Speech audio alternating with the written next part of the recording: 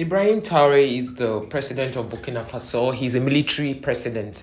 And this man had said that no Burkina Faso will travel. Burkina Fasos will not travel out of their country again. That the people who are in charge of different ministries should ensure that they put their acts right, to ensure that they build technical universities where they will learn all of those things. That most times when these white people come into their country, they pick the best brains and take them outside and they never return. And that's not what he wants. He wants the development of his country. This man is just 36 years. And this is why I keep saying that if Tinubu said it was his turn to be president, no problem, no problem. It's your turn, right? They are doing turn by turn. So imagine that they begin to say turn by turn. As the time where Tinubu was or became president, a child who was born will be 8 years old when Tinubu leaves as president. Forget about all these things people are saying, oh, Tinubu is not going back again, he's not going to win. Fine. If by God's intervention he doesn't come back again, good and fine. But one thing we need to do is we should wake up as a country to stand and say enough is enough. God gave us Peter Obi. He gave us on a platter. But we say, no, we don't want him.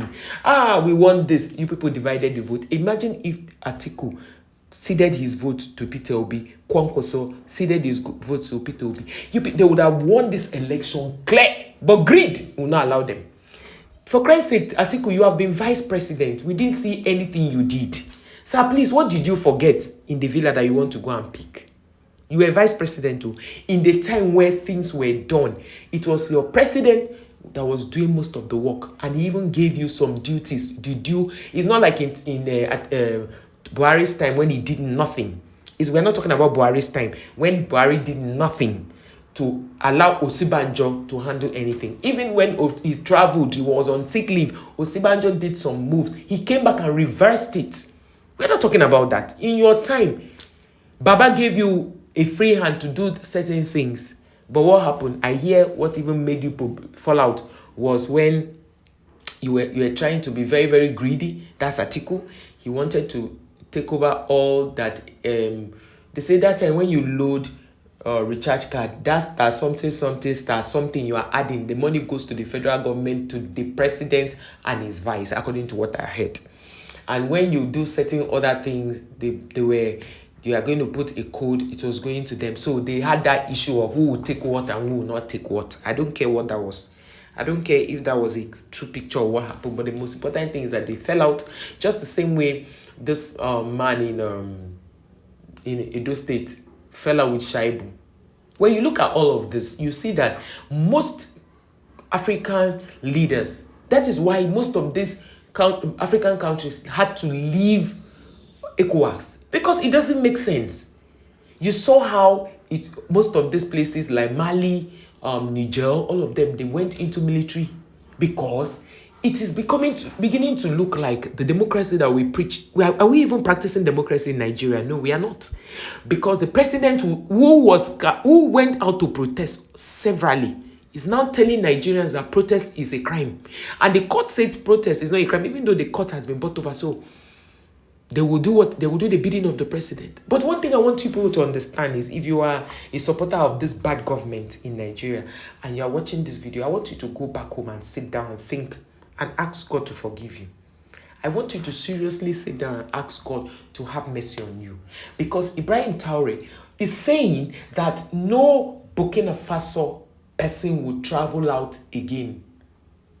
No Burkina Faso person will travel out again. And you guys know the changes this man has been doing so far about their passports, about their money. The man has just, at his age, 36, at 36, this guy is making it. Then you see somebody, and I don't blame him that he's making it, because when your brain is young, you think like, he's thinking like a youth. Because he's a youth. And he went ahead to say, forget about all these like politicians in Nigeria that will tell you, that if you don't pay me, I will reduce my salary. It's a lie. The salary is not the main thing. The other things they collect, all those allowances, is the main deal. Imagine that, for example, our president earns 500,000 monthly. Example, that's not how much he earns. And then his allowances is like $1 billion. Wouldn't he forgo that 500? I'm just setting an example. Do you understand? And they have so lied to us to the point that even with the plane crash that almost happened with the vice president, people said it's a lie. It's another way for them to change the aircraft. That is because if you have lied to people too much, they won't even believe you. If you say good morning, they will have to check the time to be sure if it's good morning. Look at the kind of things Burkina Faso is enjoying. There's this Nigerian who lives in Burkina Faso. Burkina Faso is enjoying. They do vlogs. We see it. Forget about what their government is saying. But those Nigerians who live in Burkina Faso are saying that see the way they live, see their educational system. And now the president is saying nobody is going to travel again because these white men keep coming to Africa to take away the best brains and travel with them. Even in Nigeria, they do that. Our doctors, good doctors, have left the country because of bad policies. Anyway, some of the doctors were supporting this man. And when they saw that it was not favoring them, they had to check out. If you come to Nigerian hospitals, they have everything. Our doctors are highly intelligent, very, very, smart doctors. But where are they? These same politicians will travel all the way from Nigeria abroad. And our doctors will still take care of them. Our doctors will still attend to them. So is it the environment change or what? Now, there was a time Gigi woke up in his time as minister. He said, no, we are not going to beg the doctors. When they interviewed him and asked him, are you going to beg the doctors to say? He said, no.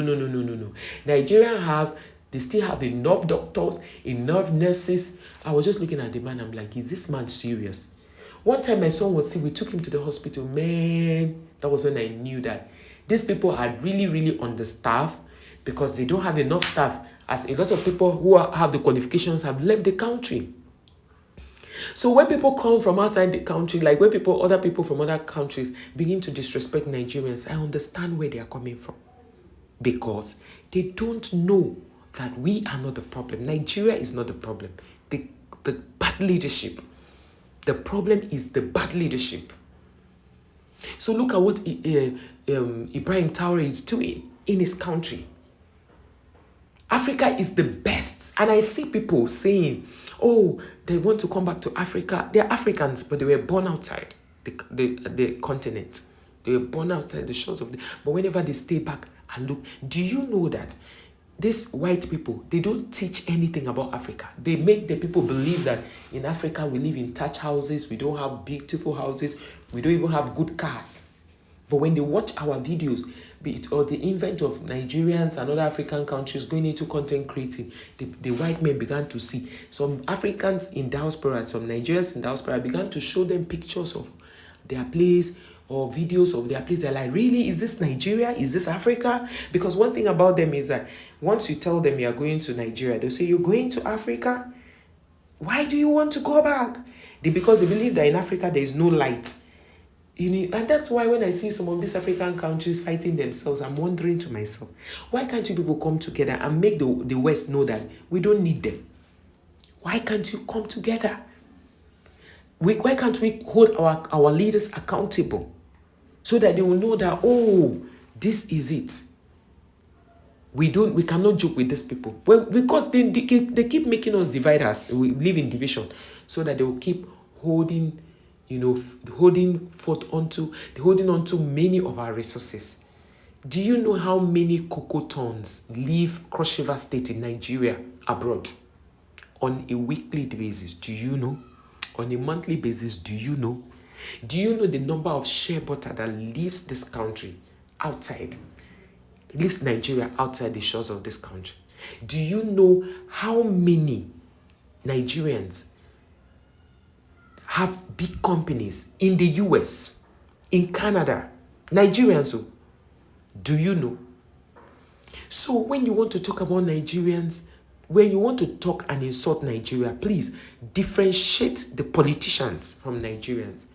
Everything that is happening that is wrong in this country, differentiate it. Remove it. Remove it. And understand that it has nothing to do with Nigerians. It has nothing to do with Nigeria, but it has a lot to do with the governance and the kind of leadership, or let's say rulership. We can't call that leadership because a leader leads by example. Qualities of a leader. He is a servant leader. He leads by example. But those who go as far as, amassing wealth for themselves at the detriment of the people who sent them. They don't know that voting you into power means we are sending you to represent us and we can remove you. If not for impunity and all of those things, can somebody rig himself into power in democracy?